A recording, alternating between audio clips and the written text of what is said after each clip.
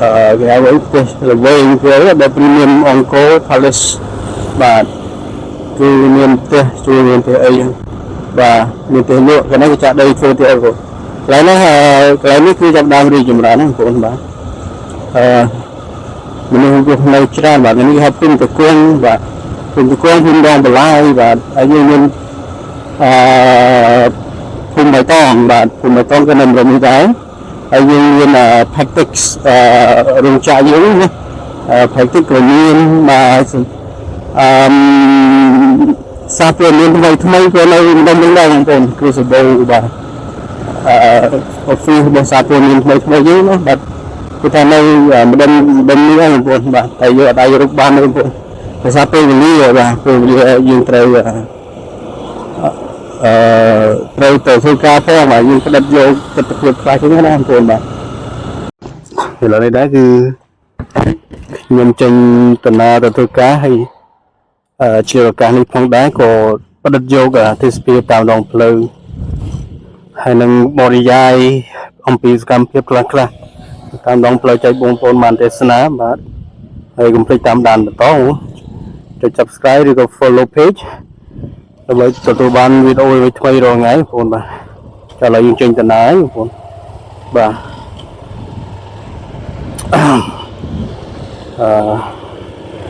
ម៉ោងនេះម៉ោង12ហើយបងប្អូនបាទ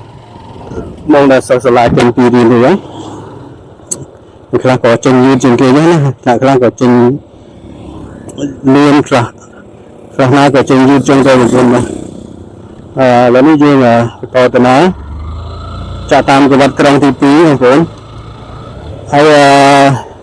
វីដេអូខ្លះខ្ញុំធ្វើតាមจังหวัดក្រុងទី1ទី2ហើយគឺจังหวัดក្រុងទី1ខ្ញុំធ្វើដំណើរថ្ងៃនេះនៅពេលថ្ងៃផងដែរហើយ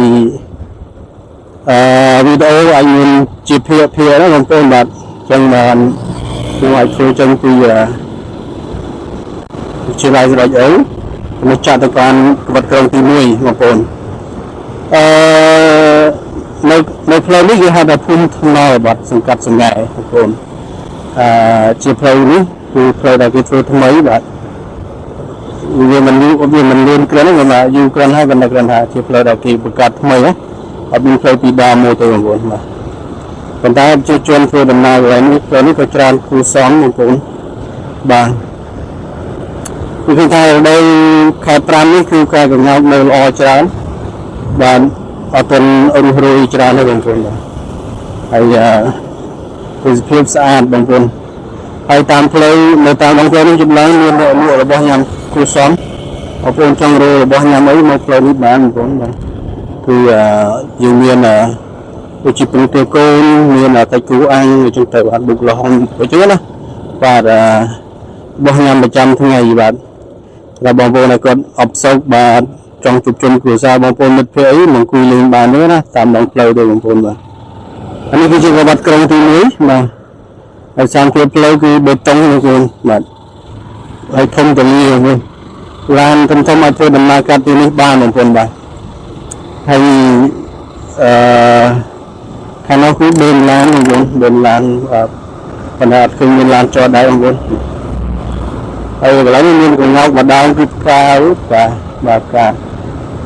ចាំមុខព្រះគេខ្ញុំនឹងចង់បាញ់ដ្រូននៅកន្លែងនេះដែរបើដល់ហ៊ានវិសាប្រទេសពួកគេអញ្ចឹងណាបាទហើយមានបងប្អូនយើងខ្លះក៏ចេញដំណើរធ្វើការដូចតែខ្ញុំដែរបងប្អូនហើយវេលាដែលខ្ញុំចូលធ្វើការគឺម៉ោង2:30នាទីរសៀលប៉ុន្តែដោយសារថ្ងៃនេះគឺខ្ញុំទៅរៀនដោយសារខ្ញុំចង់ផ្ដិតយកវីដេអូចែកជូនបងប្អូនបានទេសនាខាងស្ដាំដៃនេះគឺផ្លូវ8ទៅភូមិខ្ញុំបងប្អូនហើយសង្កាត់សង្ហែបាទហើយខាងនេះគឺជាវាលអង្គរបងប្អូនហើយអង្គរ Golf Resort បាទពួកវាលនេះធំបងប្អូនស្អាតទៅខាងក្នុងនេះគាត់យើងចូលអត់បានទេមានការហាមឃាត់ចឹងណាបាទវាឃើញថាទេសភាពប្រវត្តិក្រុងយើងធំមកចាំខេត្តសៀមរាបអញ្ចឹងបងប្អូនប្រាស់ឡានដឹកទំនិញធំអីក៏ឆ្លងកាត់ទីនេះបានបាទហើយមធ្យោបាយយានយន្តទូទៅក៏បានដែរបងប្អូនបាទព្រោះនេះគឺចាក់ទៅក្រៅសេះបាទខេត្តសៀមរាបហើយទេសភាពតាមដងផ្លូវគឺ មានអីបងប្អូនមានតែផ្ទះហើយនឹងដើមឈើបាទហើយផ្លូវនេះកាលពីដើមគឺស្ងាត់ហើយព្រោះមានអ្នកធ្វើដំណើរទេបាទគាត់តែព្រៃហើយបើតាមការនិទានពីចាស់គាត់ថាហៅថាតំបន់នេះគឺព្រៃអត្រាតណាបងប្អូនគេហៅតំបន់ព្រៃអត្រាតដែលមានសត្វខ្លាចចោអីចឹងណាសត្វប៉ុន្តែឥឡូវនេះគឺលែងមានអស់ហើយខ្លាចជាជំរៅខ្លាចជាតំបន់រស់នៅ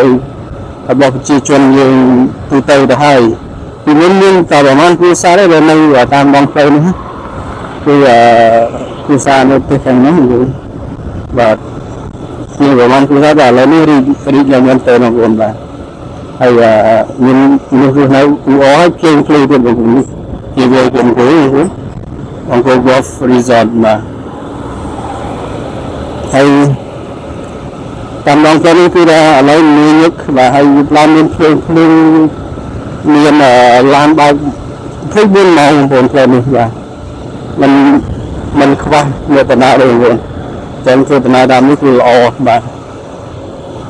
ហើយនៅតាមដងផ្លូវក៏មានកន្លែងលក់ទឹកអំពៅបាទមានកន្លែងលក់បាយពេលព្រឹកអីដែរបងប្អូនណាបាទប៉ុន្តែតំបន់នេះអត់មានកន្លែងលក់របស់ញ៉ាំពេលយប់ទេបងប្អូនដោយសារតាមទីផ្លូវដូចតែនៅក្នុងភូមិដែរបងប្អូនបាទដូចតែជនបទដែរគឺថាតែចាក់ចិត្តដល់ក្រៅសេះបងប្អូនចិត្តដល់ក្រៅសេះមានអ្នកលក់មានអីអ៊ូអបងប្អូនហើយយើងមានក្លឹបបាល់ទាត់អីចឹងណាអង្គរថៃគោក្លឹបប៉ុន្តែឥឡូវគេដូរទៅកបីរៀលបងប្អូនដូរទៅសង្កាត់កបីរៀលបាទហើយនេះគឺជា premium បាទគេហៅគឺpremium បាទកន្លែងគេហៅអីទេល្វែងគេដល់ premium Angkor Palace បាទគឺមានផ្ទះជួលមានផ្ទះអីបាទមានផ្ទះលក់កន្លែងចាក់ដីធ្វើទៀតបងកន្លែងនេះគឺចាប់ដើមរីកចម្រើនណាបងប្អូនបាទមនុស្សរស់នៅច្រើនបាទនេះគេហៅភូមិតកួងបាទភូមិតកួងភូមិដងបលាយបាទហើយយើងមានភូមិបៃតងបាទភូមិបៃតងក៏នៅរំនេះដែរហើយយើងមាន Pactix រោងចក្រយើងណា Pactix ក៏មានបាទសារព័ត៌មានថ្មីក៏នៅក្នុងនោះដែរបងប្អូនគឺសបោបាទoffice របស់សារព័ត៌មានថ្មីយើងណាបាទគឺថានៅម្ដុំនេះហ្នឹងបងប្អូនបាទតែយើងអត់អាចរកបានទេបងប្អូនដោយសារពេលវេលាបាទពេលវេលាយើងត្រូវទៅធ្វើការផងបាទយើងផ្ដិតយកទស្សនវិជ្ជាខ្លះចឹងណាបងប្អូនបាទតាមក្បាត់ក្រុងនេះគឺផ្លូវគេធ្វើដោយបេតុងហើយគេហៅ art box នេះស្លឹកចូលលេងដល់បងប្អូនគឺមានរូបច្រើនសម្រាប់មួយចឹងណាបងប្អូនបាទវត្តក្រុងនេះយើងអាចចាក់ទៅបានផ្លូវនេះផ្លូវបែកជា3បងប្អូនផ្លូវបែកជា3មួយឆ្ពោះចូលទៅក្នុងក្រុងផ្ទាល់ហើយមួយទៀតចាក់ទៅភូមិគ្រោះហើយនៅមួយទៀតចាក់ទៅភូមិក្រោមបាទហើយនឹងទៅសង្កាត់ជ្រាវហើយខណៈពេលនេះដែរគឺខ្ញុំបំឡងទៅខាងស្ដាំដែលចាក់ទៅភូមិក្រោមឬក៏